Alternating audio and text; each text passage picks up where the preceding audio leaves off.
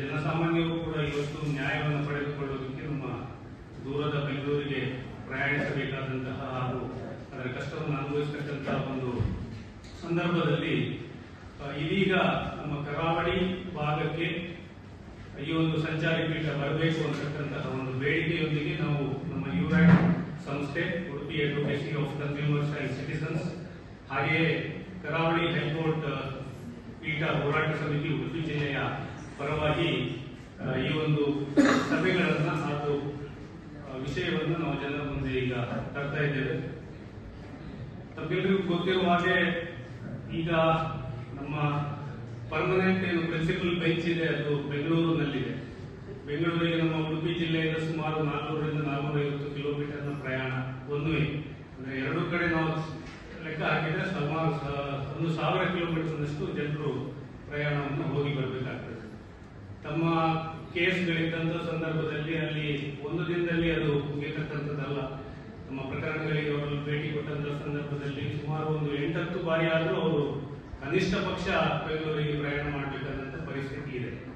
ಆದ್ರಿಂದ ಒಂದು ಭೌಗೋಳಿಕವಾಗಿಯೂ ಕೂಡ ಇದು ಬಹಳ ದೂರದಲ್ಲಿ ಇರತಕ್ಕಂಥ ನಮ್ಮ ಕರಾವಳಿ ಪ್ರದೇಶ ಆದ್ದರಿಂದ ಇದರಲ್ಲಿ ಒಂದು ಸಂಚಾರಿ ಪೀಠ ಬಂದ್ರೆ ನಮ್ಮ ಜನಸಾಮಾನ್ಯರಿಗೆ ನ್ಯಾಯವನ್ನ ನಾವು ದೊರಕಿಸಿಕೊಡುವ ನಿಟ್ಟಿನಲ್ಲಿ ಹಾಗೂ ಜನರಿಗೆ ಹತ್ತಿರವಾಗಿ ನ್ಯಾಯವನ್ನು ಕೊಂಡೊಯ್ಯುವ ನಿಟ್ಟಿನಲ್ಲಿ ಪ್ರಯತ್ನಗಳಾಗ್ತದೆ ಅಂತಕ್ಕಂಥದ್ದು ಪ್ರಮುಖವಾದಂತಹ ಇದರಲ್ಲಿ ಇರತಕ್ಕಂತಹ ವಿಷಯ.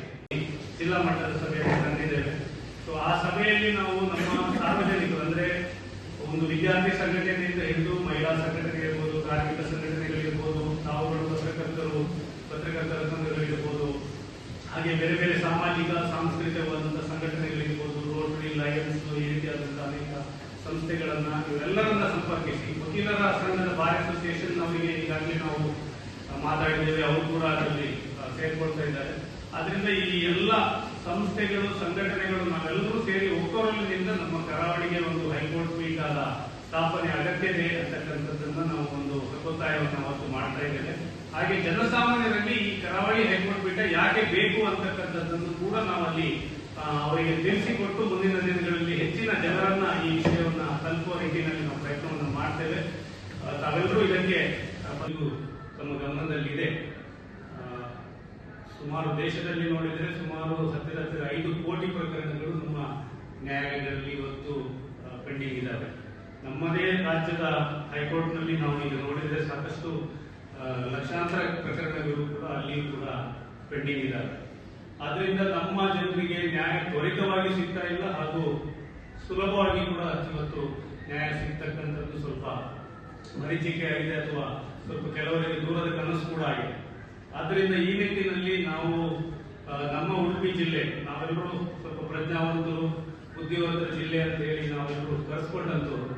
ಆದ್ರೆ ಇಂತಹ ಒಂದು ವಿಷಯಗಳು ಬಂದಂತಹ ಸಂದರ್ಭದಲ್ಲಿ ನಾವೆಲ್ಲ ಒಗ್ಗೂಡಿ ಒಂದು ಕರಾವಳಿಗೆ ಪೀಠವನ್ನು ತರುವ ನಿಟ್ಟಿನಲ್ಲಿ ಪ್ರಯತ್ನವನ್ನು ಮಾಡಬೇಕು. ಜನಸಾಮಾನ್ಯರಲ್ಲಿ ಇದು ಯಾಕೆ ಬೇಕು ಅಂತಕ್ಕಂಥ ಜನಜಾಗೃತಿಯನ್ನು ಕೂಡ ನಾವು ಮೂಡಿಸಬೇಕಂತಕ್ಕಂಥ ವಿಷಯವನ್ನು ಇಟ್ಕೊಂಡು ಈಗ ನಮ್ಮ ಉಡುಪಿ ಜಿಲ್ಲೆಯಲ್ಲಿ ಒಂದು ಹೋರಾಟ ಸಮಿತಿಯ ಮೂಲಕ ಹಾಗೂ ನಮ್ಮ ಸಂಸ್ಥೆಯ ಮೂಲಕ ನಾವೊಂದು ಪ್ರಯತ್ನವನ್ನು ಮಾಡ್ತಾ ಇದ್ದೇವೆ.